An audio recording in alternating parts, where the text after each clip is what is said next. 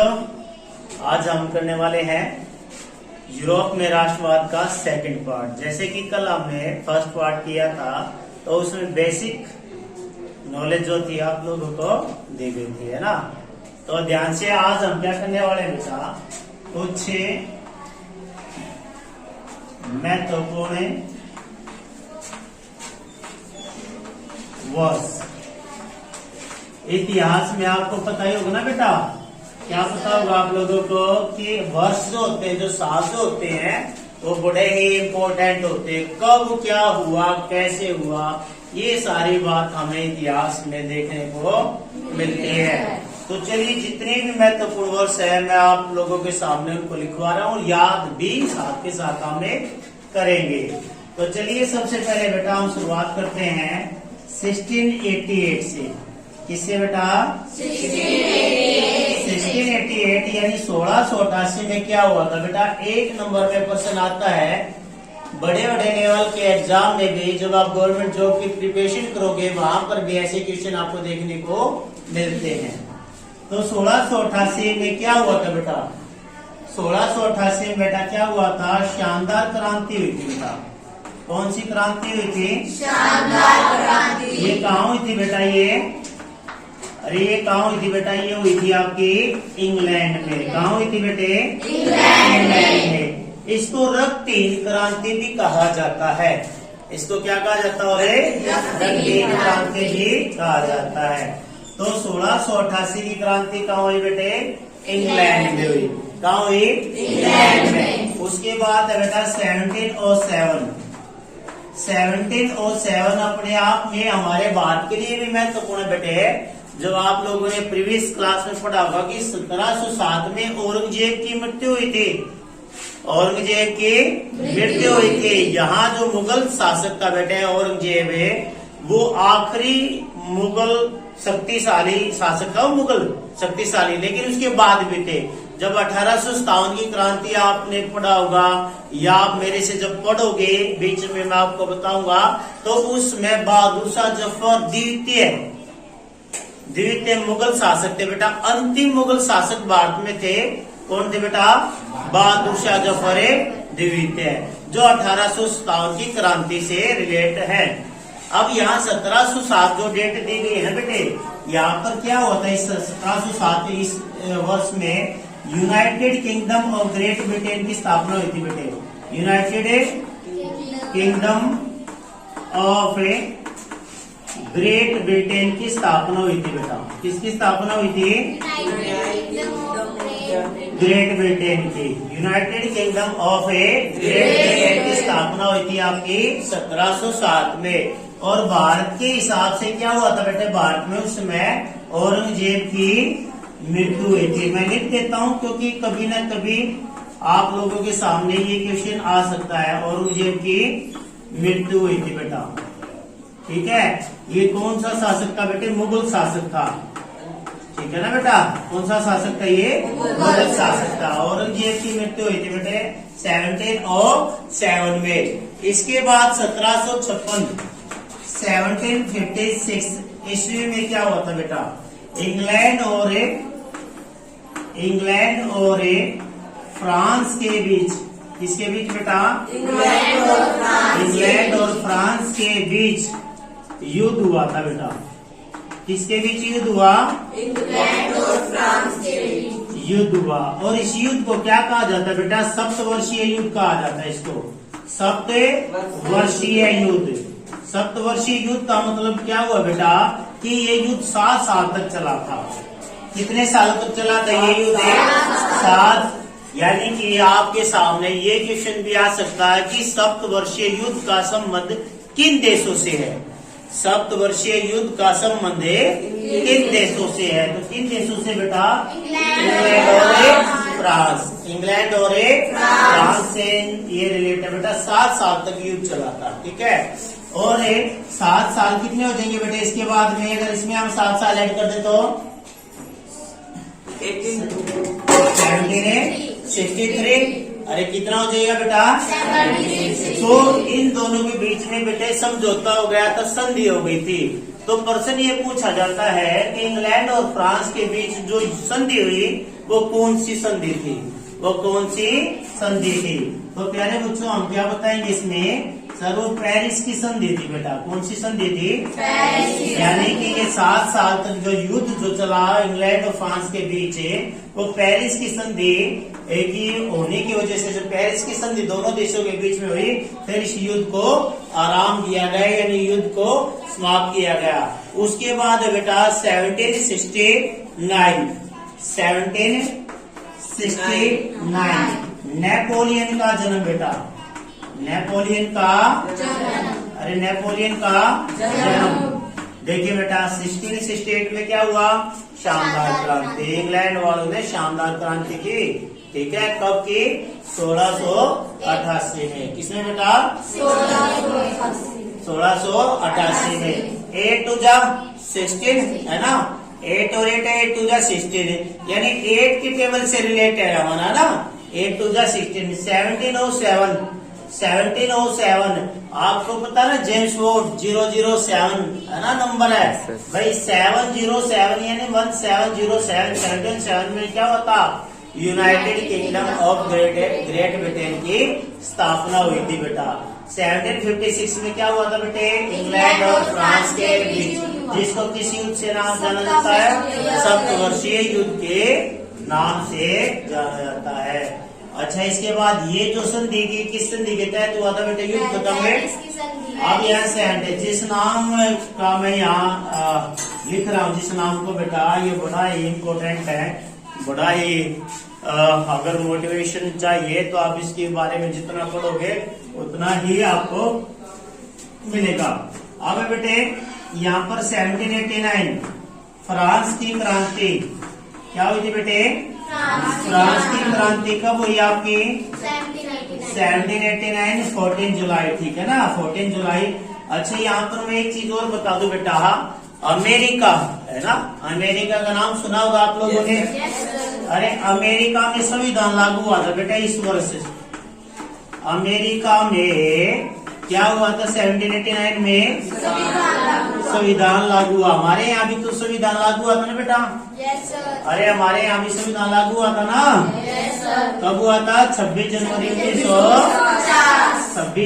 1950 को हमारे यहाँ बेटा संविधान लागू हुआ था, जिसका श्रेय डॉक्टर भीमराव अम्बेडकर को बनाने में जाता है, ठीक है बेटा। अमेरिका में संविधान लागू हुआ सर, कब हुआ, 1789। तो सर अमेरिका भी गुलाम था, बिल्कुल अमेरिका भी गुलाम था, और अमेरिका को आजादी मिली थी बेटा 1786 में।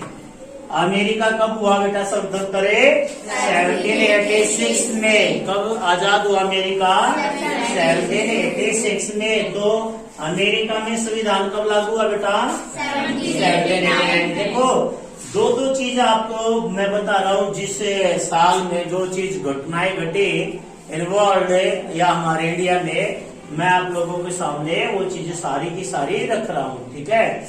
1789 में। इसके बाद हमारा जो ईयर है बेटा वो क्या है, 1797। क्या बेटा, 1797। यहाँ पर क्या किया था बेटे, नेपोलियन ने युद्धों की शुरुआत कर दी थी। क्या कर दी थी, नेपोलियन ने युद्धों की शुरुआत कर दी थी।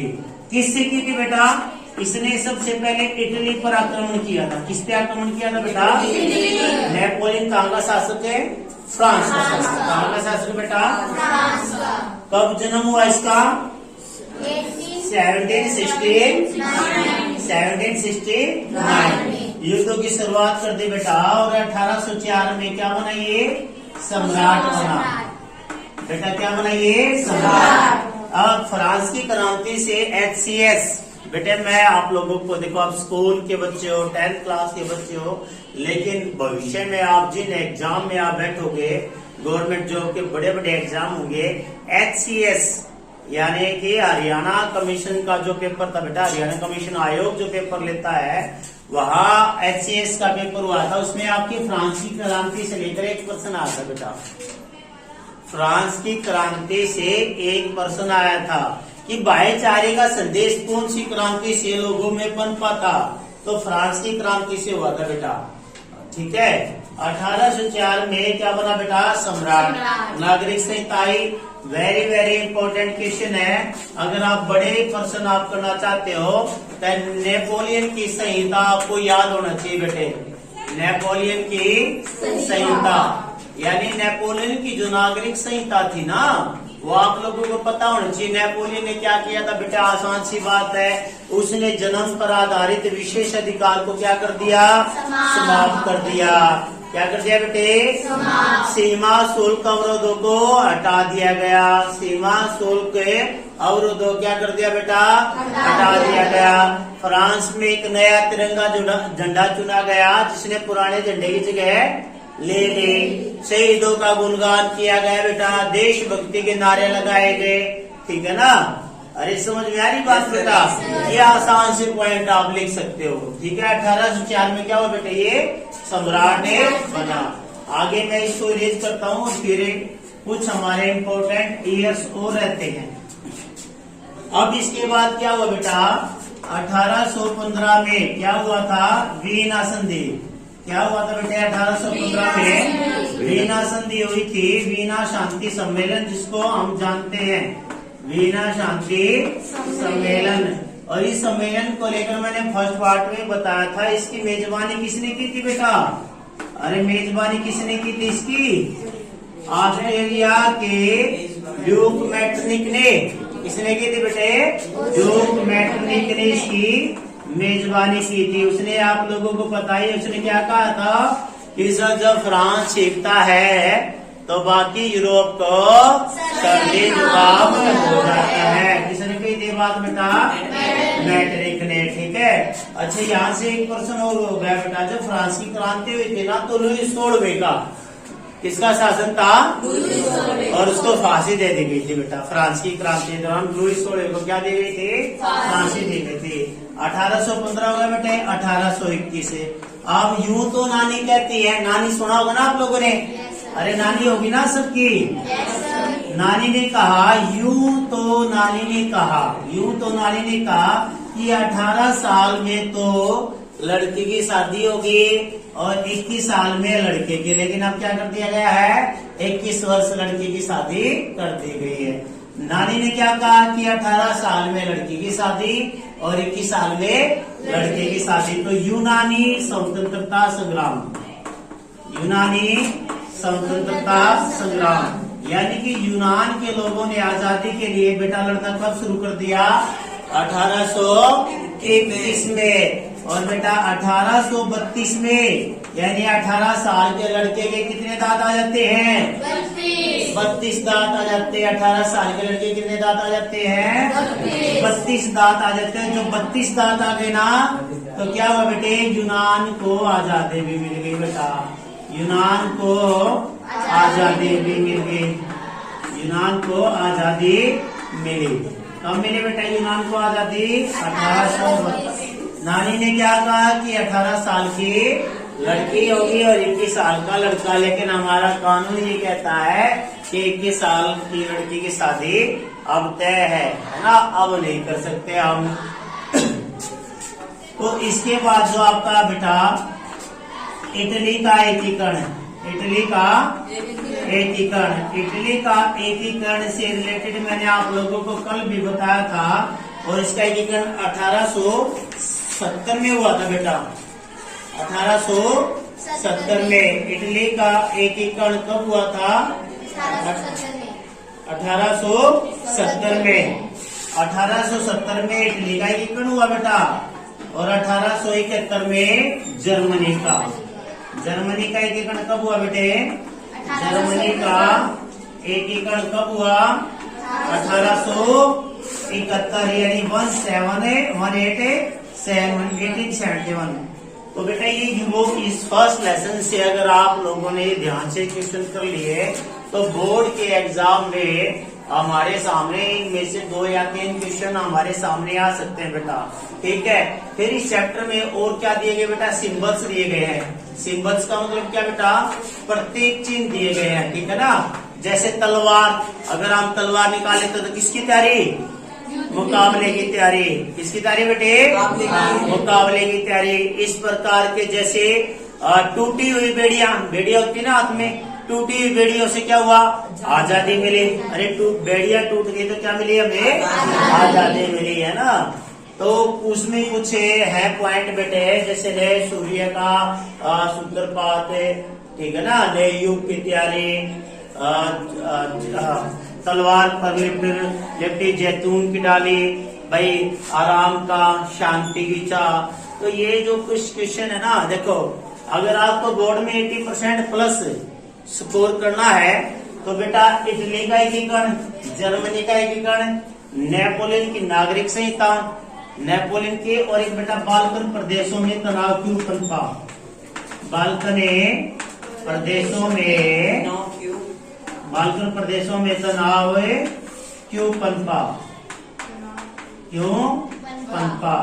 इस अगर यहाँ से आप जितने मैंने क्वेश्चन कराए बेटा, देखो इटली के एकीकरण में आपके जूसेफे गैरिबाल्डी, जूसेफ मेचनी, काऊ रे विक्टर द्वितीय, ऑटोमन बिस्मार्क, जर्मनी का जो एकीकरण का श्रेय जिसको जाता है बेटे, इस फर्स्ट चैप्टर में इनसे अलग हरियाणा बोर्ड में ना तो आज तक एग्जाम में क्वेश्चन दिए हैं और ना ही आज तक अलग से कोई ऐसा है कि भाई मैं कहूं कि भाई ये क्वेश्चन है ऐसे कर लो वैसे कर लो। बिल्कुल आसान लैंग्वेज में आप हिस्ट्री को समझ सकते हो मुझसे, ठीक है ना। हमें किसी गाइड की या किसी उसकी जरूरत नहीं पड़ने वाली। ये पार्ट 2 है और पार्ट 2 में क्या है बेटा, अभी मैंने आप लोगों को 1 लाइनर जो क्वेश्चन है वो करा दिए सारे पार्ट 2 से, और जो लॉन्ग क्वेश्चन आंसर है वो आप इनको ही कर लेना। इनमें से बोर्ड के एग्जाम में क्वेश्चन आपको देखने को मिलता है, ठीक है। इसमें एक क्वेश्चन और है बेटा, लॉर्ड कवि बायरन, लॉर्ड कवि बायरन की मृत्यु कब हुई, लॉर्ड क्या बोला बेटा मैंने, लॉर्ड कवि बायरन की मृत्यु कब हुई, लॉर्ड कवि बायरन की मृत्यु कब हुई, ये भी पूछ लिया था बेटा। ये 1824 में हुई थी बेटे। क्या हुई थी, कब हुई थी इसकी मृत्यु, और मैं इसके बारे में बताऊं, इसके पिताजी बड़े दुराचारी थे, बड़े ही खराब किस्म के इंसान थे बायरन के, जिनके इसके पिता का नाम भी बायरन ही था बेटा। बड़े दुराचारी थे ये, ठीक है।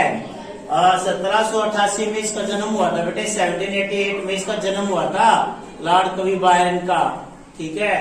और फिर अचानक से 1824 में इनकी मृत्यु हो गई थी। फ्रांस में गए हुए थे ये किसी काम के लिए, तो वहां पर इनकी मृत्यु हो गई थी। और जहां तक मुझे लग रहा है इस लेसन से शायद ही कोई क्वेश्चन बचा हो।